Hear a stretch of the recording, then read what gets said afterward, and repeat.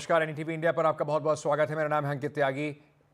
रात के 9 बज गए हैं और सबसे पहली बड़ी खबर जो इस वक्त हम आपको बता रहे हैं, मणिपुर के मुख्यमंत्री एन बीरेन सिंह ने 2 साल बाद जब वहां पर हिंसा शुरू हुई थी 3 मई 2023 को, उसके बाद से लगातार उन पर दबाव था। उन्होंने आखिरकार आज इस्तीफा दे दिया है।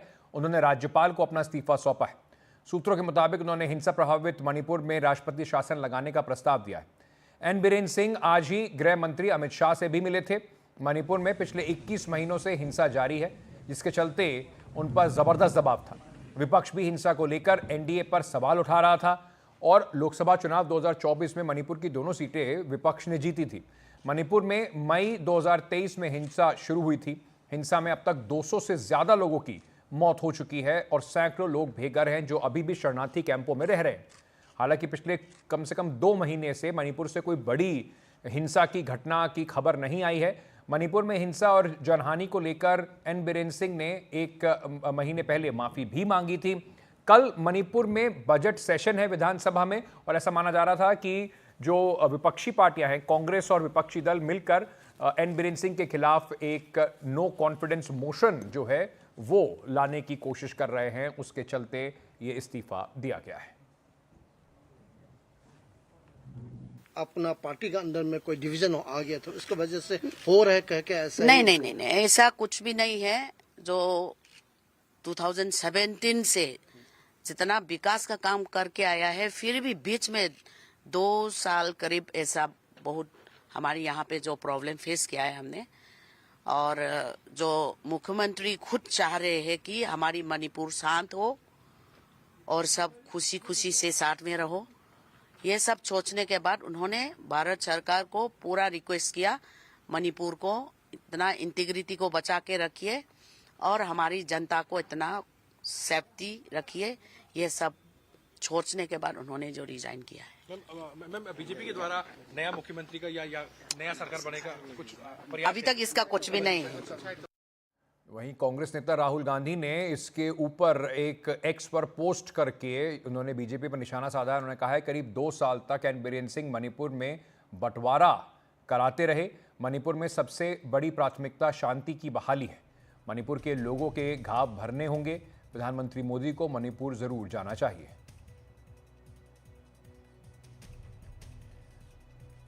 हमारे सहयोगी रत्नदीप चौधरी इस वक्त इस पर ज्यादा जानकारी दे रहे हैं। मणिपुर में असेंबली में बजट सेशन कल से शुरू होने वाला है और इसके पहले एक बहुत बड़े राजनीतिक डेवलपमेंट हुई है, जहां पे कि राज्य के मुख्यमंत्री एन बीरेन सिंह ने अपना इस्तीफा दे दिया है। मणिपुर में 2023 के मई के महीने से जो जाति हिंसा हुई थी, उसके बाद से जो कुकी जोमू समुदाय है उन्होंने बार बार उनकी इस्तीफे की मांग की है। और सूत्रों के मुताबिक ये भी खबर लग रही थी बार बार कि बीजेपी में भी बहुत सारे एमएलए ऐसे हैं जो कि मुख्यमंत्री के इस्तीफे की मांग कर रहे थे। और अब तक ये जो 2 साल लगभग 2 साल मणिपुर में हिंसा का वातावरण रहा, इसके बीच जो बीजेपी की आला कमान है, जो सेंट्रल लीडरशिप है, उन्होंने बीरेन सिंह को बैक किया था। मगर अब ये जो असेंबली सेशन होने वाला है कल से, इसके पहले बीरेन सिंह ने अपना इस्तीफा दे दिया है। तो जानकारों के अगर माने तो इस्तीफा के पीछे ये कारण रहा है कि जो असेंबली सेशन में कांग्रेस एक नो कॉन्फिडेंस मोशन लाने की कोशिश कर रही थी। ये पहला एक सिचुएशन रहेगा जहां पे कि नो कॉन्फिडेंस मोशन लाया जाएगा जाति हिंसा के बाद। और क्योंकि बीजेपी में 2 खेमे में जो बीजेपी के विधायक बटे हुए हैं, एक बीरेन सिंह को सपोर्ट कर रहे थे, दूसरे उनके विरुद्ध थे। और इसके साथ साथ कांग्रेस ने 9 विधायक जो कि 5 जेडीयू से हैं और 4 एनपीपी से हैं, उनकी डिस्क्वालिफिकेशन की भी मांग रखी है स्पीकर के सामने। और इन सब के चलते ऐसा लग रहा है था कि जो आंकड़ों का नंबर है वो बीरेन सिंह के विरुद्ध चला जाएगा। और इसके मद्देनज़र क्योंकि अब दिल्ली में चुनाव जीतने के बाद बीजेपी ये नहीं चाहेगी कि मणिपुर में फ्लोर टेस्ट में उसकी सरकार को हार का सामना करना पड़े। पार्टी के सूत्रों के मुताबिक ये भी एक फैक्टर रहा है। और इन सब फैक्टरों के साथ बीरेन सिंह पिछले कुछ दिनों से दिल्ली जा रहे थे उन्होंने आज जो टॉप लीडरशिप है बीजेपी के जेपी नड्डा और केंद्रीय गृह मंत्री अमित शाह उनके साथ भी उन्हें मुलाकात की और इसके बाद उन्होंने आके अपना इस्तीफा दे दिया है। तो बीरेंद्र सिंह के हटने के बाद ये देखना ये पड़ेगा कि अब केंद्र सरकार किस तरफ से आगे जाए, क्योंकि सूत्रों के मुताबिक ये भी खबर है कि एक तरफ एक ये भी प्रपोजल है कि वहाँ पे प्रेसिडेंट रूल भी लगाया जा सकता है, या फिर केंद्र सरकार या फिर बीजेपी दूसरे किसी लीडर को चूज करे बीरेंद्र सिंह को रिप्लेस करने के लिए, और जो पीस प्रोसेस है या फिर जो बीजेपी के अंदर जो यूनिटी का अभाव है, जो एकता के अभाव है, उसको ठीक करे। तो आगे आने वाले दिनों में ये सब चैलेंजेस रहेंगे। असेंबली में क्या होगा ये भी देखने लायक बात रहेगी, मगर ये बहुत बड़ा एक डेवलपमेंट है, क्योंकि बीरेंद्र सिंह के चारों और जिस तरह के सिचुएशन बन रहे थे, पार्टी के अंदर दबाव था, सुप्रीम कोर्ट में उनके विरुद्ध एक केस है, और इसके साथ साथ अब जो नो कॉन्फिडेंस मोशन के पहले उनका ये इस्तीफा जरूर सिग्निफिकेंट है। आगे देखना पड़ेगा कि बीजेपी ये पूरे मामले को अब किस तरफ से देखती है और बीरेंद्र सिंह के रिप्लेसमेंट के रूप में किसको आगे करेंगे। जो सूत्रों के मुताबिक हमें ये भी खबर लग रही है कि गवर्नर ने उन्होंने बीरेंद्र सिंह को कहा है कि केयर टेकर चीफ मिनिस्टर के रूप में वो अपना काम संभाले जब तक कि पार्टी या फिर जो लीडरशिप है वो ये डिसाइड ना करे कि उनको रिप्लेस कौन कर रहा है। चलिए इसमें थोड़ी और चर्चा करते हैं, क्योंकि मणिपुर को लेकर काफ़ी राजनीति के परे भी मणिपुर में अभी जो हालात हैं पूरी तरह से सामान्य हुए नहीं हैं। तो सुहास चकमा साहब हमारे साथ जुड़ रहे हैं, डायरेक्टर हैं, मानवाधिकार कार्यकर्ता हैं। रीमा शर्मा हमारे साथ जुड़ रही हैं, वरिष्ठ पत्रकार हैं, उत्तर पूर्व पर काफ़ी नज़र रखती हैं। रीमा जी, सबसे पहले मैं आपसे ही पूछना चाहूँगा, इसको माना क्या जाए, क्या राजनीतिक कारण जो हैं बीजेपी के अंदर का दबाव है या ऑपोजिशन का दबाव है? क्योंकि दबाव तो पिछले 2 साल से है, तो टाइमिंग जो है अभी इस्तीफे की उसे किस तरीके से देखा जाए? एक्चुअली ये दबाव तो बहुत मतलब चल ही रहा था लास्ट 1 and more टाइम से इसका दबाव चल रहा था पूरा एंटायर कंट्री में। जितना बीजेपी का अंदर भी एक प्रेशर क्रिएट हो गया था, जबरदस्त प्रेशर क्रिएट हो गया था। ऑपोजिशन का तो क्रिएट है। आफ्टर ये कॉनराड संगमा ने जो एनपीपी का विड्रॉ किया, सपोर्ट विड्रॉ किया, उसके बाद तो ये इनसाइड द बीजेपी, राज्य बीजेपी, प्रदेश बीजेपी का अंदर बहुत ही एक अनरेस्ट सिचुएशन था। मतलब बीरेंद्र सिंह के साथ तो सबने एक डिस्टेंस जैसे मेंटेन किया था एमएलए ने। एमएलए का कोई सपोर्ट नहीं था, और बीरेंद्र सिंह का भी जैसे जॉबलेस हो गया था वो, क्योंकि उसका जॉब सो एक रिमोट टू सेंट्रल यहाँ पे होम मिनिस्ट्री में था।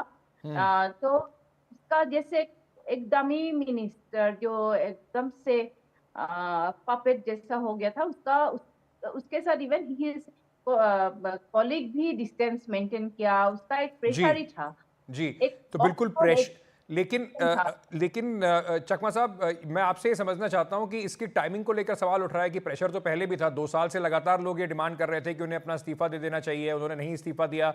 तो क्या माना जाए इस टाइमिंग को लेकर, और क्या इससे मणिपुर में जो इतनी दूरियां बढ़ी हैं कम्युनिटीज के बीच में, क्या शांति की प्रोसेस में इससे कुछ बल मिलेगा?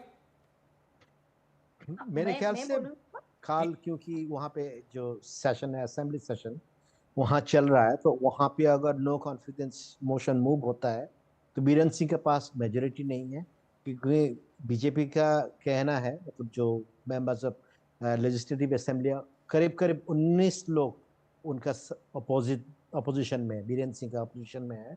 तो 10 जो सदस्य है कुकी कम्युनिटी का, जो बीजेपी का एमएलए से है, वो तो आते नहीं है। तो इफेक्टिव जो स्ट्रेंथ है वो 49 है, क्योंकि एक संसद मतलब विधायक का मृत्यु हो गया था। तो उसमें अगर 25 का जो है, अगर 19 लोग आपका पार्टी का आपके खिलाफ है, तो 5 तो जेडीयू और जो कॉनराड संगमा का जो पार्टी है एनपीपी का, तो BJP was in a very dire situation, वो एक सिचुएशन। तो कल अगर चीफ मिनिस्टर रूप में वहां पे जाते हैं, नो कॉन्फिडेंस मोशन मूव होता है, तो देयर वाज एवरी लाइक्लीहुड कि बीजेपी कॉन्फिडेंस मोशन हार जाता। मतलब एम्बैरेसमेंट से बचने के लिए ये स्टेप लिया गया है। And I think this is the best time for BJP, क्योंकि दिल्ली में इलेक्शन जीतने के बाद, so everybody is talking about the Delhi election, तो इसमें इस टाइम पे if you fire an Birendra Singh, so you take a high moral ground कि हाँ उसने रिजाइन किया, एंड मोर ओवर 5 दिन पहले सुप्रीम कोर्ट ने CFSL से रिपोर्ट मांगा है कि बिल्कुल। जो वीडियो टैप है कि वो बीरेन सिंह का है कि नहीं। अगर वो वीडियो टैप बीरेन सिंह का निकाल आता है जो ट्रूथ लैब ने कहा, तो बीजेपी के लिए सुप्रीम कोर्ट के सामने वेरी डिफिकल्ट हो जाता है कि आप बीरेन सिंह को चीफ मिनिस्टर रखें। बिल्कुल। तो overall this is the best time to get rid of it for the BJP. तो इसके बाद अब क्या होगा, क्योंकि सबका सवाल यही है कि रीमा शर्मा जी, क्या राष्ट्रपति शासन लगेगा, बीजेपी किसी और को चुनेगी, दोबारा इलेक्शन होंगे, क्या संभावनाएं आपको नजर आ रही हैं? नहीं, मुझे तो संभावना लग रहा है कि ये जो स्पीकर हैं उसके लिए शायद रिप्लेस हो सकता है बीरेन सिंह का, और इमीडिएट तो हाँ राष्ट्रपति शासन को डिनाई नहीं कर सकते, रूल आउट नहीं कर सकता है फॉर द टाइम बीइंग। लेकिन मणिपुर का स्थिति, पॉलिटिकल सिचुएशन हमेशा ऐसा है क्योंकि एक साथ में बहुत चीफ मिनिस्टर चेंज होने का भी इंस्टेंस है, पास्ट में बहुत है। अभी ये है कि किसी को शायद रिप्लेस करेगा, उसमें ज्यादा ब्राइट में इसका जो स्पीकर है उसको शायद बीरेन सिंह को रिप्लेस करने के लिए CM बना सकते हैं। और ऊपर से जो आप कॉलीग ने बोला, मिस्टर शर्मा ने बोला, जो ये दिल्ली इलेक्शन जीतने के बाद बीजेपी का एक लगा कि किसी को कोई भी मौका ना दे कि बीजेपी पार्टी को क्रिटिसाइज करे, क्योंकि मणिपुरी ऐसा एक स्टेट था जहां पे बीजेपी बुरी तरह से क्रिटिसाइज हुआ था from the all corner, internationally even. So इसको भी एक नाम आप बोल सकते हैं कि ये भी एक कारण है। दिल्ली इलेक्शन ने बहुत ही एक बूस्ट अप कर दिया कि बीरेन सिंह को रिजाइन करे।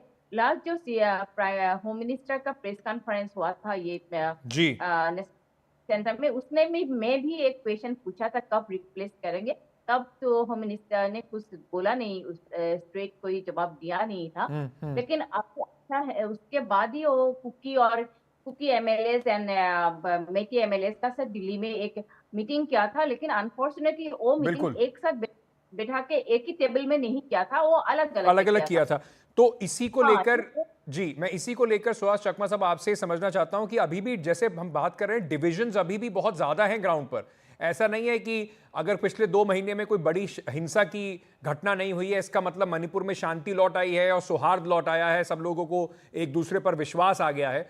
तो पीस प्रोसेस के लिए, लोगों में वापस कॉन्फिडेंस डेवलप करने के लिए आपको क्या रास्ता आगे दिखाई पड़ता है? नहीं, मेरे ख्याल से I don't want to sound pessimistic, बहुत डिफिकल्ट है।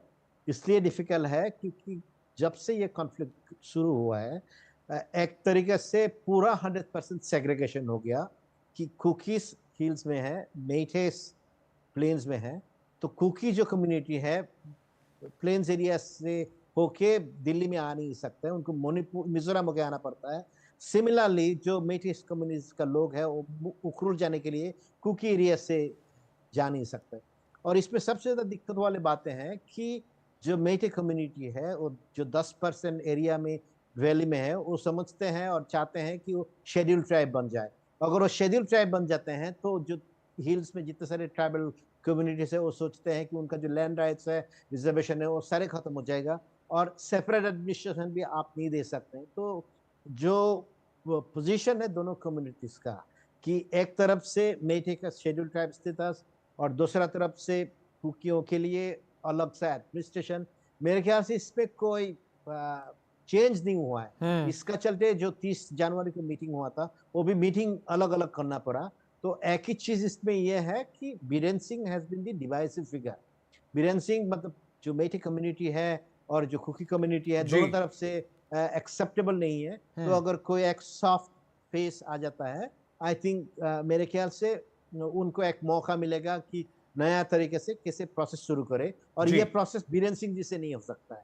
तो बीरेन सिंह के ऊपर कॉन्फिडेंस नहीं है, उनका कॉन्फिडेंस उनकी पार्टी के अंदर नहीं है, बाहर लोगों में नहीं है, ऑपोजिशन में नहीं है। तो शायद इसी वजह से उनको इस वक्त हटाना मुनासिब समझा गया है। बहुत बहुत शुक्रिया आप दोनों का हमारे साथ जुड़ने के लिए। इस पर चर्चा और भी करते रहेंगे, लेकिन अभी के लिए चलिए आपको वापस मणिपुर से दिल्ली ले आते हैं, जहां पर बीजेपी ने जबरदस्त जीत कल हासिल की है और अब दिल्ली में सरकार गठन की कवायद भी शुरू हो गई है। दिल्ली में आज बीजेपी विधायकों की अहम बैठक हुई। इस दौरान बीजेपी विधायकों ने कहा कि दिल्ली को आम आदमी पार्टी से छुटकारा दिला दिया गया है, अब चौतरफा विकास होगा। वहीं बीजेपी के दिल्ली अध्यक्ष वीरेंद्र सचदेवा ने उपराज्यपाल को चिट्ठी लिखकर मिलने का समय मांगा है। उनके साथ दिल्ली बीजेपी के सभी सांसद और जीत कर आए हुए विधायक भी एलजी से मिलने जाएंगे। सूत्रों के हवाले से खबर आ रही है कि दिल्ली में नई सरकार का शपथ ग्रहण समारोह प्रधानमंत्री मोदी के विदेश लौटने के बाद होगा।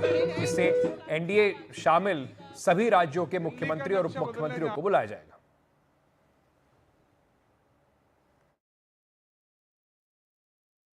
बैठक तो संगठनात्मक है, लोकसभा वाइज हो रही है और हर लोकसभा में कितने कितने विधायक चुनकर आए हैं और वहाँ पर वोट परसेंटेज क्या रहा है, विक्ट्री मार्जिन क्या रहा है, इसी पर बात हो रही है।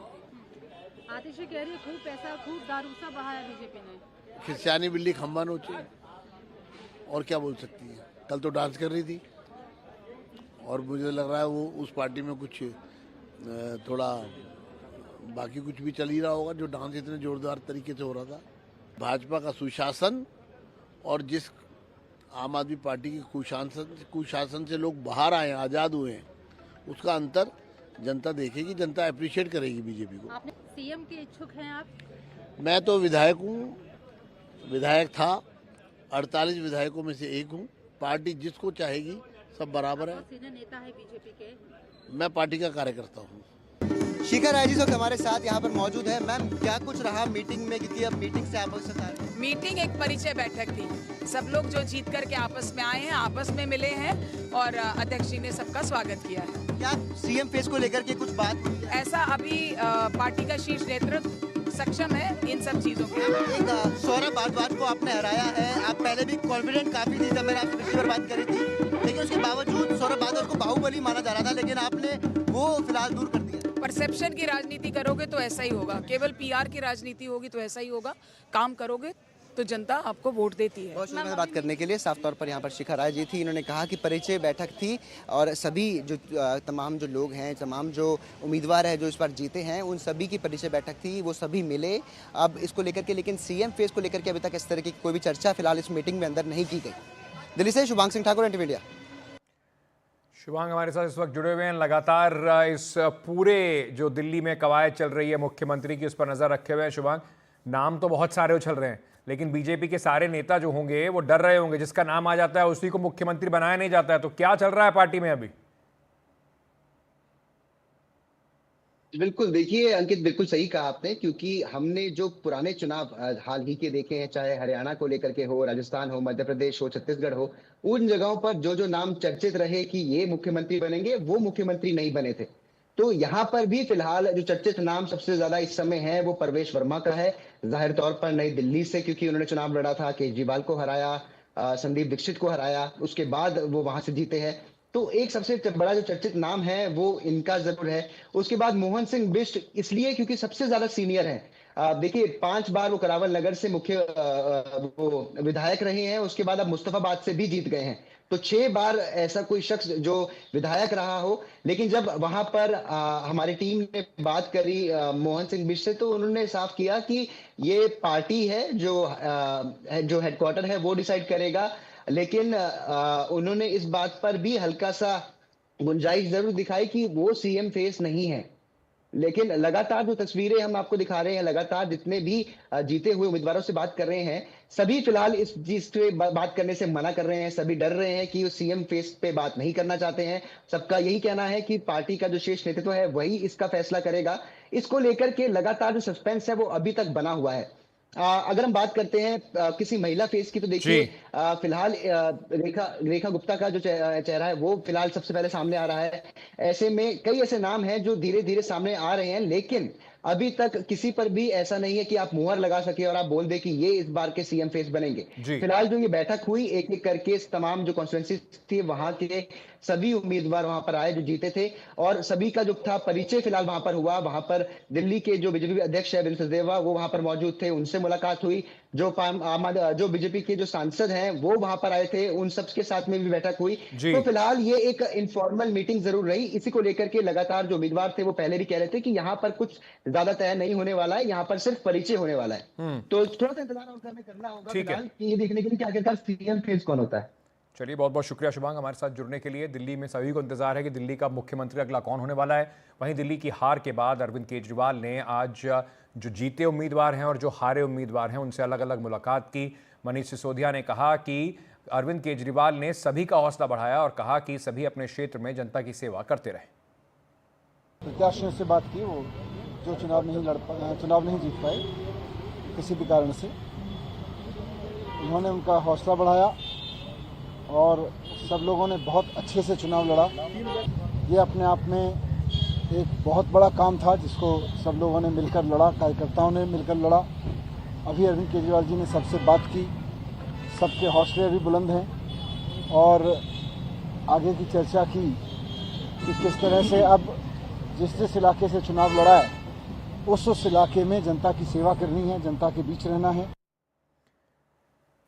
ये पहली बार हो रहा है कि वायुसेना air chief marshal AP Singh और थल सेना प्रमुख जनरल उपेंद्र द्विवेदी आज उन्होंने साथ में LAC तेजस लड़ाकू विमान में उड़ान भरी। बेंगलुरु के एरो इंडिया 2025 की शुरुआत में एक दिन में पहले दोनों सेना प्रमुख तेजस फाइटर जेट में बैठे। ये पहली बार है जब दो सेनाओं के प्रमुख ने एक साथ स्वदेशी फाइटर जेट में उड़ान भरी।